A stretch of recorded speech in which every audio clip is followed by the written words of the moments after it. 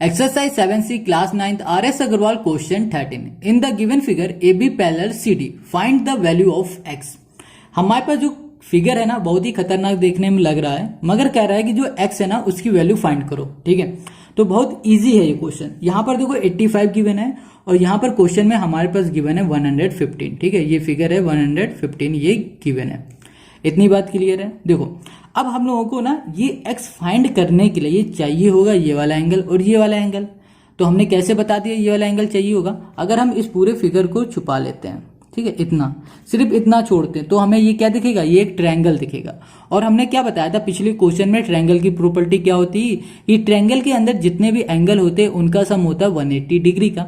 अगर हम लोग ये वाला पार्ट, ये वाला एंगल और ये वाला एंगल फाइंड कर लेते हैं तो हम लोग ये भी इजीली फाइंड कर लेंगे। ठीक है, तो अब बात आती है ये वाले एंगल फाइंड करेंगे तो करेंगे कैसे, है ना, कैसे करेंगे ये वाले एंगल फाइंड। तो देखो बहुत सिंपल है, ये वाला एंगल जो है फाइंड करने के लिए हम लोग क्या लगाएंगे प्रॉपर्टी, ये लगाएंगे हम लोग लीनियर पेयर। देखो ये एक स्ट्रेट लाइन है, स्ट्रेट लाइन के ऊपर से एक लाइन जा रही है और हमेशा स्ट्रेट लाइन क्या होती है 180 डिग्री की। और लीनियर पेयर में क्या होता है कि जो एंगल होते हैं दो, इन दोनों का सम होता है 180 डिग्री के। ठीक है, तो ये हम लोग निकाल लेंगे लीनियर पेयर से। अब ये कैसे निकालेंगे, ये बड़ी बात है, इसको बस निकालना है और थोड़ा सा समझना है। तो चलो अभी हम लोग बताते हैं, इसे करते हैं और सीखते हैं कैसे निकालेंगे। तो सबसे पहले गिवन क्या है हमारे पास, गिवन है हमारे पास ए बी। ठीक है, और वो क्या है पैरेलल है किस लाइन के, सी डी के। अब ये तो ए है और ये बी है, ये सी है, ये डी है, ये आपस में है पैरेलल। ठीक है, अब देखो बात करते हैं ये वाला एंगल हमारे पास 85 गिवन है, तो इसकी ही हेल्प से हम लोग ये वाला निकालेंगे। ठीक है, ये गिवन है इसीलिए हम लोग ये निकालेंगे। देखो कुछ भी फिगर में कुछ भी दिया होता है, फिगर में किसी भी फिगर में कुछ भी दिया होता है तो फालतू नहीं दिया होता, किसी ना किसी वजह से दिया है। देखो ये 85 इसलिए दिया है ताकि हम लोग ये वाला एंगल इसकी हेल्प से निकाल पाए, 115 इसलिए दिया है ताकि ये वाला एंगल इसकी हेल्प से निकाल पाए। और देखो यहाँ भी तो एंगल बन रहा है, यहाँ भी तो बन रहा है, नहीं दिया है क्योंकि इसका कोई अभी यूज ही नहीं, यहाँ पर इसलिए दिया हुआ है। ठीक है, तो 85 का हम लोग यूज करते हैं और समझते हैं कि 85 से हम लोग कैसे ये वाला एंगल फाइंड कर लेंगे। अगर ध्यान दोगे तो ये 85 है और ये वाला एंगल और ये वाला एंगल अगर ध्यान से देखोगे तो ये दिखेगा तुम्हें करस्पॉन्डिंग एंगल। और करस्पॉन्डिंग एंगल आपस में हमेशा क्या होता है, इक्वल होता है। क्या होता है, इक्वल होता है। तो हम लोग इसमें लिखते हैं एंगल P, ये P है, E है, ये F है, तो यहाँ लिखा P, यहाँ लिखा E F। ठीक है, इक्वल्स टू हो जाएगा एंगल E, यहाँ लिखा G H, E G H का है, ये हो गया E, कहाँ है E, ये G, ये H, ये। तो ये वाला एंगल और ये वाला एंगल क्या हो जाएगा, आपस में इक्वल हो जाएगा। क्यों हो जाएगा, यहाँ पर रीजन भी देना पड़ेगा, ये होगा करस्पॉन्डिंग की वजह से। करस्पॉन्डिंग एंगल जो होते हैं ना वो आपस में क्या होते हैं, इक्वल होते हैं। तो यहाँ पर हमने लिख दिया। अब देखो ये वाला एंगल हमारा 85 डिग्री का था, तो ये वाला एंगल भी हो जाएगा हमारा 85 डिग्री का। तो E G H क्या हो गया हमारा 85 डिग्री का हो गया। ठीक है, क्लियर हो गई इतनी बात।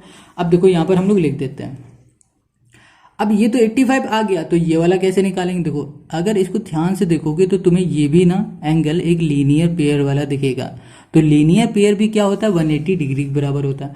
तो यहाँ पर हम लोग लिख देते हैं एंगल कौन सा, E G H।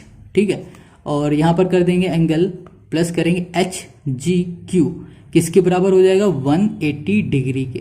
ठीक है, चलो अभी देखते हैं E G H, ये E है, ये G है, ये H है। ठीक है, अब H G H देखो ये H है, ये G है, सॉरी H G Q है, ये वाला एंगल। ये दोनों एंगल जब हम लोग ऐड करेंगे तो बराबर हो जाएगा 180 डिग्री के। रीजन देंगे लीनियर पेयर। ठीक है, इतना क्लियर हो गया। अब देखो ये हमारे पास कितना था 85, यहाँ पर 85 लिखा, प्लस कर दिया यहाँ पर angle H G Q equals to हो गया 180 डिग्री। अब 85 उठ के इधर चला जाएगा तो ये माइनस हो जाएगा, तो 180 माइनस हो जाएगा 85। ठीक है, तो ये हो गया एंगल H G Q। अब इन दोनों को माइनस हम लोग कर देते हैं, तो माइनस करेंगे तो हमें क्या मिल जाएगा 95 मिल जाएगा। तो यहाँ लिखा हमने 95, तो 95 कौन सा एंगल आ गया, ये वाला एंगल आ गया, है ना। इजी, कितना इजी, ये हमने फाइंड कर लिया। अब हम लोग कौन सा फाइंड करेंगे, ये वाला फाइंड कर लेते हैं। तो ये वाला भी हम लोग कैसे फाइंड करेंगे, ये लीनियर पेयर की हेल्प से। तो यहाँ पर लिखेंगे एंगल हम लोग लिखेंगे G H Q। ठीक है, क्या हो गया G H Q, प्लस लिख देंगे angle C H Q equals to हो जाएगा 180।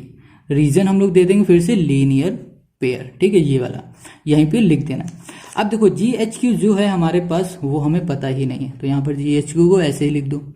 अब यहाँ पर है हमारे पास सी एच क्यू क्या है 115, तो यहाँ पर 115 लिख दिया, एंगल हटाओ, यहाँ पर 115 लिखा, इक्वल टू लिखा 180। अब ये उठ के इधर आ जाएगा तो ये माइनस का हो जाएगा, तो यहाँ लिखा 115। अब इन दोनों को हम लोग माइनस करते तो जी एच क्यू हो गया, ये 180 माइनस 115, इनको माइनस करते हैं तो माइनस करेंगे तो हमें क्या मिल जाएगा 65 मिल जाएगा, तो यहाँ पर हम लोग लिख देंगे 65। ठीक है, तो ये एंगल आ गया जी एच क्यू 65, ये आ गया 65।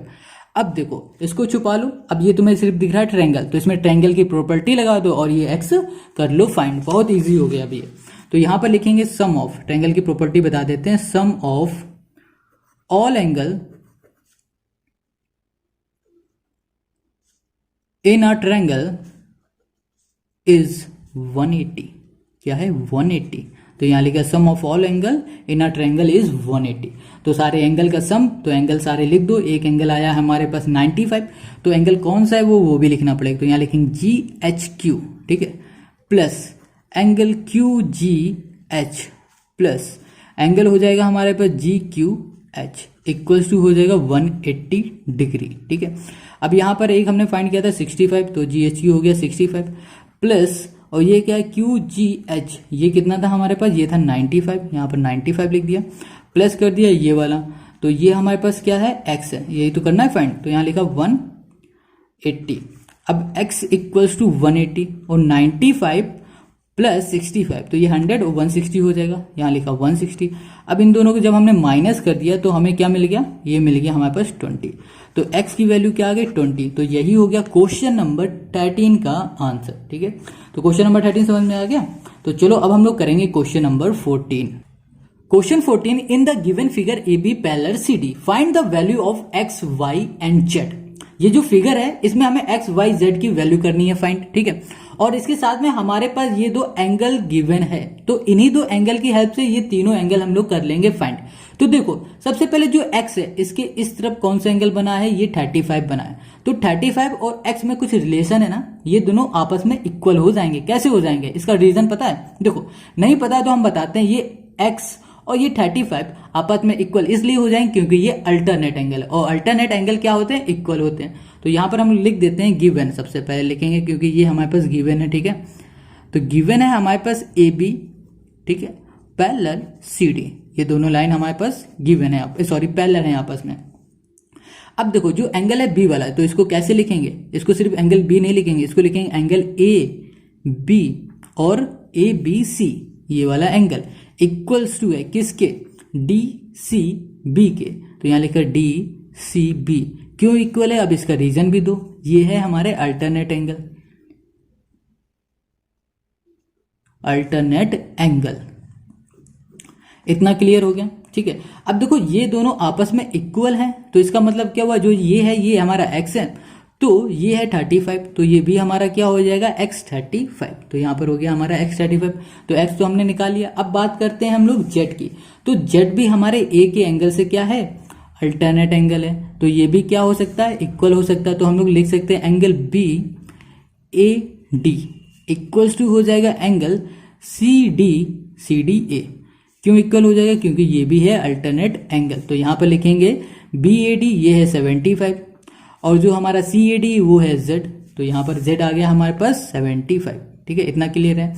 अब बचे भाई साहब y वाले, तो जरा इनको छुपा लो, और ये हमें क्या दिख रहा है, ये दिख रहा है एक ट्रायंगल, और ट्रायंगल की प्रॉपर्टी क्या होती है, ट्रायंगल की प्रॉपर्टी होती है कि अंदर के जितने भी एंगल होते हैं, भैया 3 एंगल होते हैं, और इन तीनों का एंगल का जो सम होता है 180 डिग्री के बराबर होता है। किसके बराबर, 180 डिग्री के। तो हम लोग यहाँ पर लिख सकते हैं ना, चलो पहले यहाँ पर हम लोग लिखते हैं इन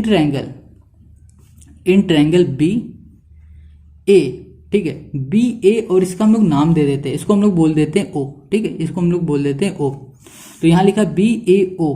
ठीक है, इस ट्रायंगल में जो हमारा एंगल है कौन सा, यहाँ कहते हैं O B A equals to हो जाएगा, सॉरी प्लस होगा किस एंगल के, बी ए ओ, प्लस हो जाएगा ये भी किसके, ये हो जाएगा ए ओ बी के, इक्वल्स टू किसकी हो जाएगा, 180 के। क्यों हो जाएगा, क्योंकि इसमें प्रॉपर्टी लग रही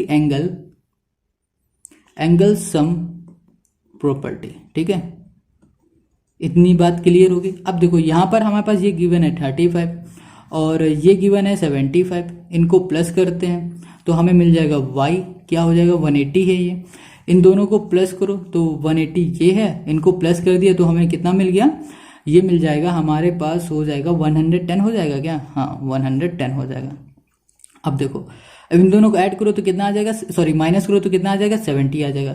तो ये y आ गया हमारे पास 70, तो y 70 आ गया, z 75 आ गया और x आ गया 35। तो ये हो गया हमारा क्वेश्चन नंबर 14 का आंसर। ठीक है, समझ में आ गया क्वेश्चन नंबर 14। अब हम लोग मिलते हैं क्वेश्चन नंबर 15 में।